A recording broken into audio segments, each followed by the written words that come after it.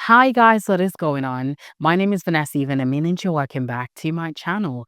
If this is the first time that you're dropping by or maybe stopping by, do also hit the subscribe button or the notification bell so that you get to see videos like this anytime I post them. In today's video, guys, I'm literally going to be talking about something that I feel like a lot of formulators don't talk about, but it is a major challenge for a lot of us. It's just that many formulators or many experienced formulators have found a way around it.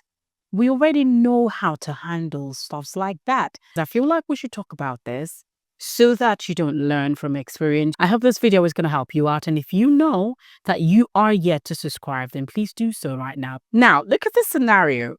You have a cosmetic formula. Normally for sample formulas, we always make them at 100-gram batch, right? That's a sample batch size, isn't it? If we are going to be making a 100-gram batch, we automatically know that everything in that formula will be multiplied by 1. If it was a 200-gram batch, everything in that formula would be multiplied by 2. Say, for example, you have water at 70% in your formula. To make a 100-gram batch, you have to convert your 70% to grams. And by doing this, you multiply 70% times 1. So 1 is because we are dividing 100 by 100. You have to divide all the grams, the batches, by that 100 to get the value that you multiply your percentage with. If you did not get this, then rewind this video and watch it again so it clicks. So for the 100-gram batch that we're making, say for example, we have 70% in our formula, 70% of water to add in the 100 grams. So that would be how many grams of water we're going to be adding, or we have to weigh out on the scale. 70 grams of water is what we're to weigh out on the scale. Now, this is the mathematics. I know it's a little bit difficult, but then if you don't want to use this offhand, then you can definitely go on Google and then just ask Google for the percentage of this particular ingredient. It's going to tell you what you can actually do. When we are weighing out 70 grams on our scale, if we have a 0.1 gram precision scale, because we have different precision levels of scales that we get, because your scale can accommodate 70 grams, you would just keep going like that. You can just pour 70. It may hit 70. But what if you go a little bit off? You add 0.5 more, that 0.5 grams more water to the 70 grams. You then have 70.5 grams of water.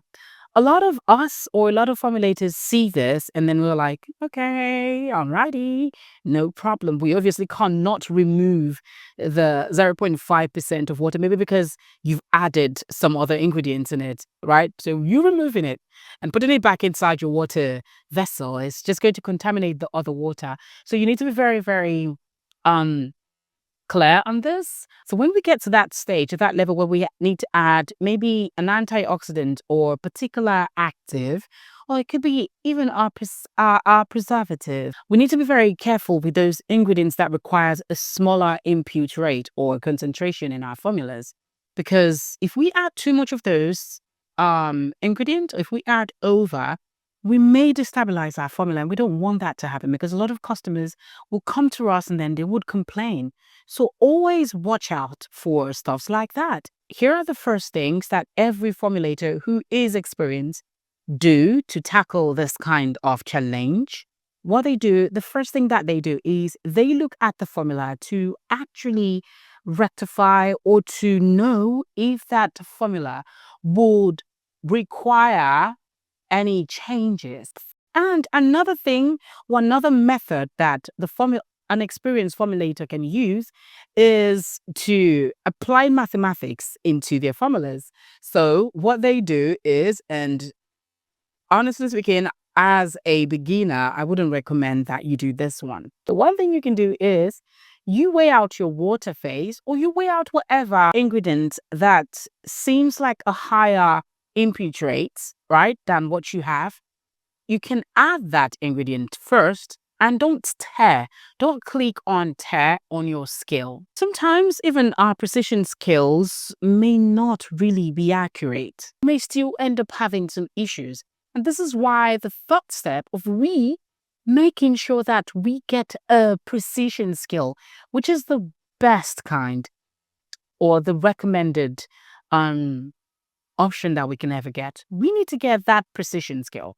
If we are always working with ingredients like those high actives that requires you to use at least 0.01, 0.02%, we need to make sure that our skill can accurately read or weigh out this particular ingredient. That is exactly what I've got to say today, and I really hope this helps a lot of you guys. Well, I also went into details about this in our emotion potency course, so if you haven't taken that course yet, please do so right immediately.